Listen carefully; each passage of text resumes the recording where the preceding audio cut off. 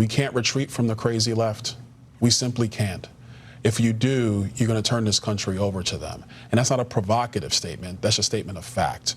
We have a responsibility in this moment to stand for the very principles that founded this nation. This isn't about left or right anymore, no matter how much the media wants to paint it that way. This really is just about right or wrong. Charlie Kirk is dead. A husband, a father of 2 babies, a friend, a son, shot while speaking in front of thousands of people on a college campus about the Constitution and about the rule of law. If we have reached the point where speaking your mind gets you executed, then democracy is dead. And the people who defend it and claim to protect it have actually destroyed it. An attack on the very roots of a free society, right? What was Charlie Kirk doing? He was speaking to students. He was on a college campus. He was trying to engage in civil debate. He was, as you've been saying on this program, and as everybody knows, a happy warrior. He would listen to the other side at these events. I've seen him do it in the past, and he would engage. And now, whoever killed him didn't just mean to kill him.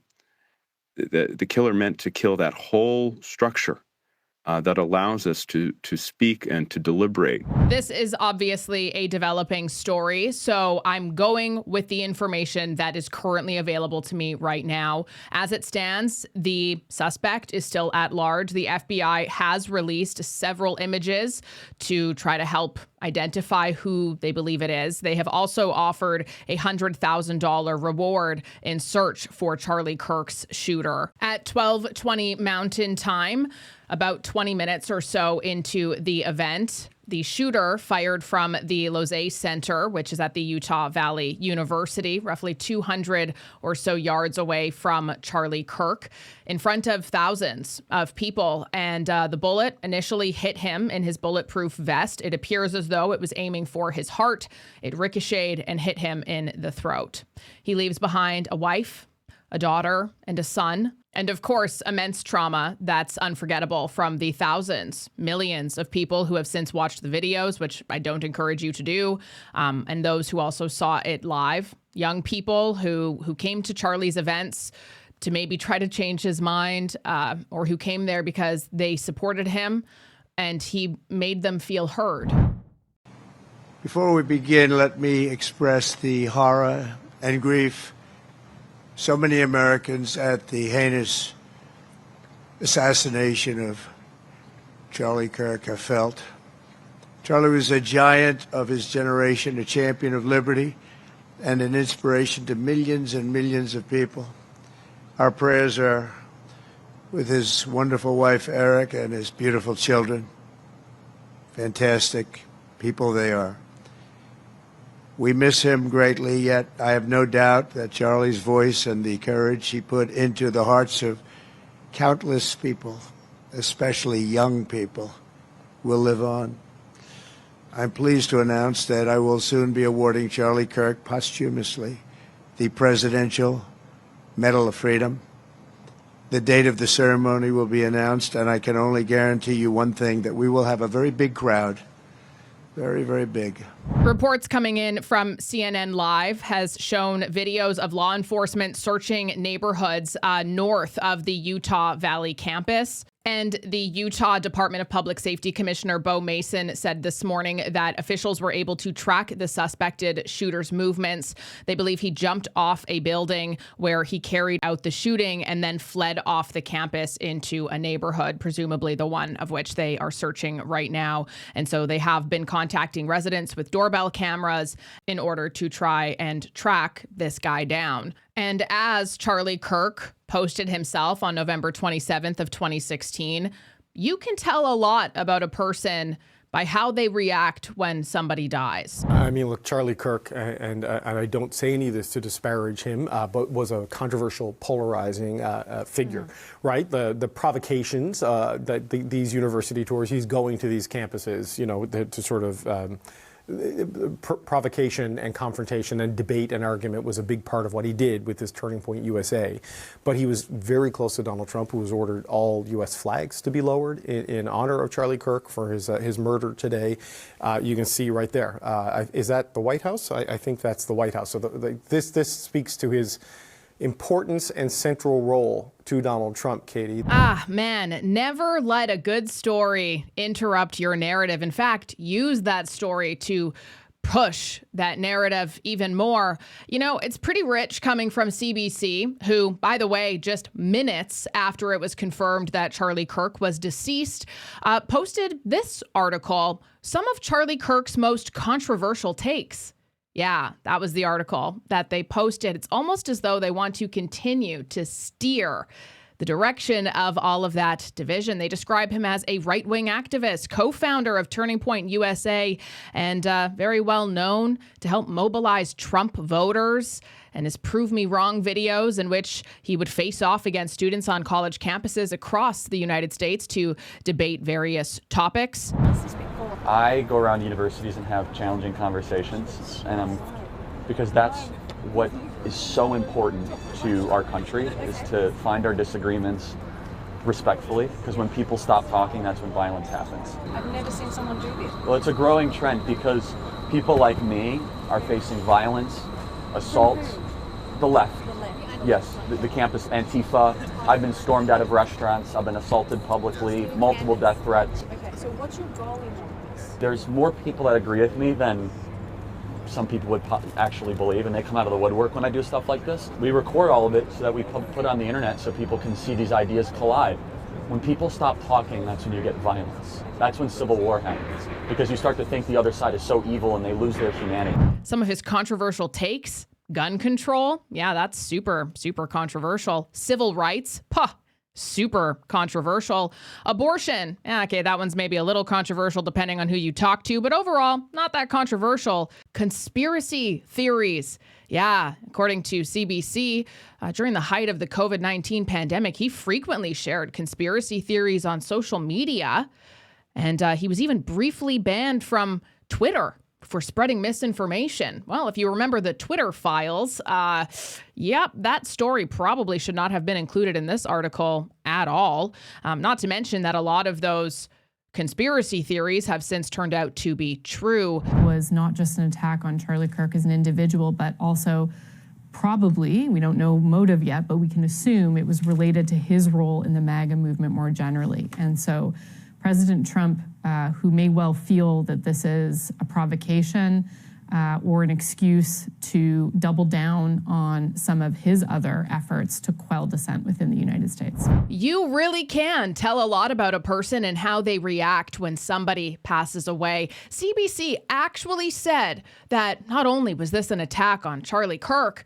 but an attack on the MAGA movement. And then they floated around the idea, they used the narrative, they're going to use this to push that narrative, that it might be a reason for Donald Trump to, oh my gosh, take even more measures to quell dissent. I want you to really think about that. A man is taken from us, from his family, from his children, from all of the people who he positively influenced, by the way, and CBC's first instinct is to warn about conservatives getting upset. Risen to this level of violence in terms of lethal violence, but we've seen attacks here as well. I think that's such an important point to make, and I tried to do that this morning. We don't have the suspect. We don't know the full motivation, but it certainly is occurring at a very politically charged time.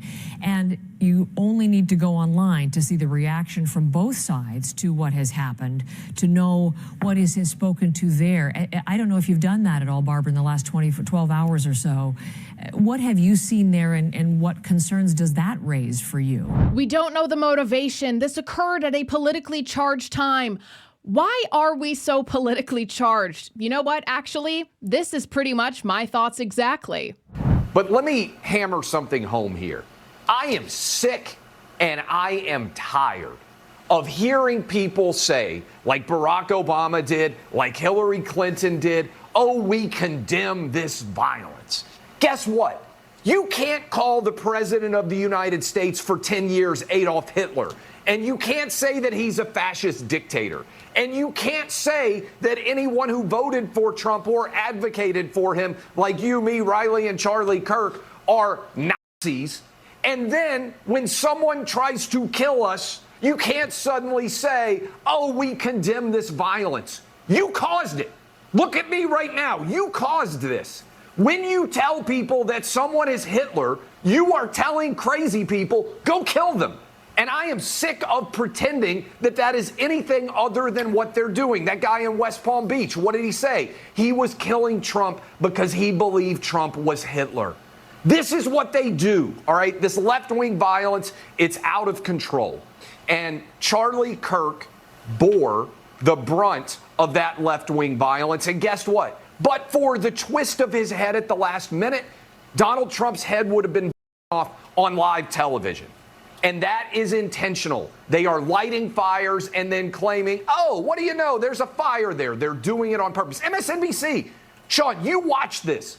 They were live on the air saying, one of their guys said, they put out a PR statement. He said, well, Charlie Kirk was riddled basically with hate. And when you put hate out into the world, this kind of thing happens. Oh, tough break. You get shot and killed even though you're completely innocent and all you're doing is making arguments for the betterment of the country. Tough break for your young daughter. Tough break for your son, for your lovely wife that will never get the opportunity to see you grow old with them.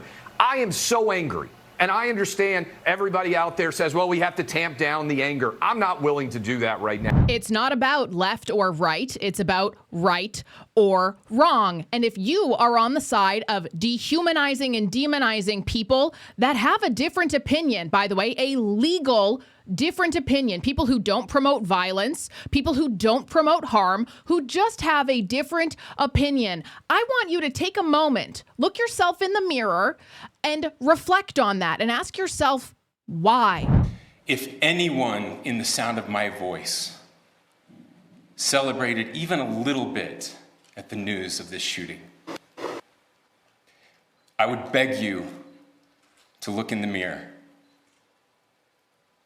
and to see if you can find a better angel in there somewhere.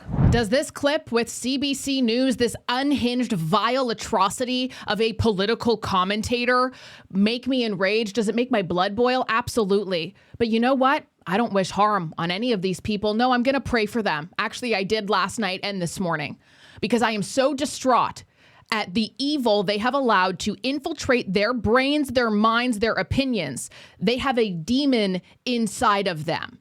And I pray that one day they can experience what happiness and peace actually feels like. And it is very disconcerting what we're seeing, especially from Trump and his supporters as well, where they are calling him a martyr.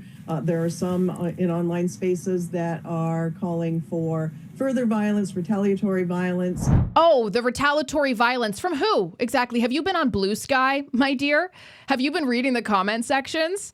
I have received hundreds of more threats of violence against myself, wishes of violence, than I ever have in my life before after the news of Charlie Kirk. So it sounds like, yeah, there are certainly some people, very deranged, mentally ill people who certainly want to continue this because, you know, the biggest question I have for them, and I actually said this, I was on a radio program earlier this morning, is that if you're on the side that's been dehumanizing and demonizing people for having a different opinion, take a moment to reflect on that and deeply ask yourself, why are they doing that? Do your own research to learn if it's true, because as far as I can tell, there's a lot of people out there who they see a headline and they go with that, and they see a headline and that triggers me, and so I don't want to look into it because I know I'm not going to like that person, and then you just kind of regurgitate those talking points. And I think ultimately, if you're somebody who's cheering this on and you think it's fair and just for people you disagree with politically to be executed, perhaps living in a democracy is not actually what's best for you, because that's democracy right there. So I really fear that this will lead actually to an escalation, as you know, the left in particular is vilified in many of these narratives, and quite explicitly in an ex post by comments by Trump yesterday, which really did put the blame fairly, soundly at the feet of the left and of liberals and by extension Democrats as well. Let's get something very clear there, okay? That fear is not based in evidence. That fear is based on projection. Conservatives don't typically respond with riots. Nope, the left does. They don't burn down cities. Nope, the left does. They mourned, they prayed, and they're demanding justice through the law, not through vengeance. You are the one who is putting that to the forefront. Of course, there are always going to be anomalies within populations of people, but what you're really afraid of here, I don't think is violence from the right. I think you're afraid of accountability because for years, left media, leftist governments, and institutions have painted conservatives as monsters, so much so that according to a new report, about 50% of university students actually are conservative, and they're scared to be honest about their feelings because of how their professors may react. You have dehumanized them, you have silenced them, you have punished them and censored them for speaking, not because they're telling lies, but because you don't want the world to know the truth, because then you would lose power. You'd lose your control. And now, when one of them was taken from us in public, in broad daylight, in front of thousands of now traumatized people, instead of looking in the mirror, you immediately warned that the victims of all of this hate, abuse, division, and bullshit might become dangerous. That's not caution. That's called gaslighting. We can't retreat from the crazy left. We simply can't. If you do, you're going to turn this country over to them. And that's not a provocative statement. That's a statement of fact. We have a responsibility in this moment to stand for the very principles that founded this nation, which is, yes, speaking your mind very clearly, petitioning your government, organizing, doing all those things, fighting for this Constitution, fighting for the future of America. That is the legacy of Charlie Kirk. And we can't have a situation where now we're fearful of even going out to eat with our loved ones or being outside. Obviously, proper security measures should be taken, however. All the security measures they need to take, but we cannot retreat from this insanity. No, they win. This country, and Charlie lived his life for this. Blaming the people who were targeted is how you avoid asking the hard question. What if the culture you built, the one that calls disagreement violence, is the one that made all of this possible in the first place? It becomes a lot easier to want to commit violence against that group. What we as a culture have to get back to is being able to have a reasonable disagreement where violence is not an option. I wish I could say that it's completely surprising, but it isn't, because, of course, we've had assassination attempts on President Trump, who Charlie Kirk has been a very vocal supporter and ally of for many years now. And there have been many threats over the years against Charlie himself. What we just heard him saying in that video is something that Charlie said often. And it's completely true that, yes, you need to be able to talk. You need to have differences of opinion out in the public square, and that it is the best way to avoid a descent into political violence. And although he made that point so often, so many of his critics, most of whom I suspect really never listened to anything that Charlie said, demonized him, misrepresented him, and did that classic thing that unfortunately so much of the left does, which is to regard their political opponents not just as wrong, but as evil. And this is something that many of us have pointed out over the years. Most conservatives tend to think that the left is wrong, but not that it is certainly not in its entirety evil. But that favor is not returned the other way around. And so we have people routinely claiming that mainstream conservative voices like Charlie Kirk's are somehow extreme, and that they somehow themselves are causing harm.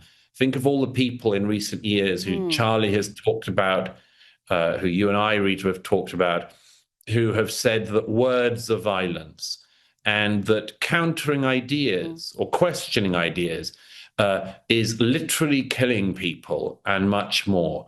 Well, here we see once again the reality of it. Words are not violence. At the time of recording this, the suspect is still at large, though law enforcement has confirmed they have discovered the weapon used, as well as a palm print and a footprint. So we will continue to follow this case, and I will give you all the updates I possibly can once they are available. In a shocking turn of events, though, I'm not going to play this clip, but there was an MSNBC analyst, Matthew Dowd, who made some pretty disgusting remarks. They were made right after the incident took place, but before it was confirmed that Charlie Kirk had lost his life. And MSNBC has actually fired that analyst, Matthew Dowd, over the remarks he made. So that is some justice well served there. And, you know, I want to end this on the fact that I think the biggest threat anybody should be worried of right now, especially those elites on the left who have had such big control with all of those unknown figures with so much power in various countries throughout the world. I think that they should be very afraid, not of conservatives causing any retaliation or anything like that, but of conservatives finally saying enough is enough, and you will not silence me or call me names anymore. And I'm going to get my evidence right, my facts straight. I'm going to have the numbers to back up what I'm saying, and I'm going to say it. And I don't care what's at risk, because my country, my future has to have a better outcome than this. I'm Jasmine Lane. Thank you so much for watching. I'm quite speechless over all of this. It hits very close to home, obviously. But I'm praying. I'm here with you. I feel you. I hear you. Don't cave. Don't give in to stupidity on the internet. Be careful with your words. And let's be better. Let's be better than all of those people wishing ill will, cheering this on, supporting it. They're disgusting. They're disgusting, and they will pay the piper one day. That's not for you to decide. But the most important thing you can do in your life is to live with purpose and meaning, and to positively touch the lives of everybody you possibly can. I think that that's very much what Charlie Kirk did. And that's why he was able to create an empire in just a few short years. So anyway, I'll talk to you tomorrow.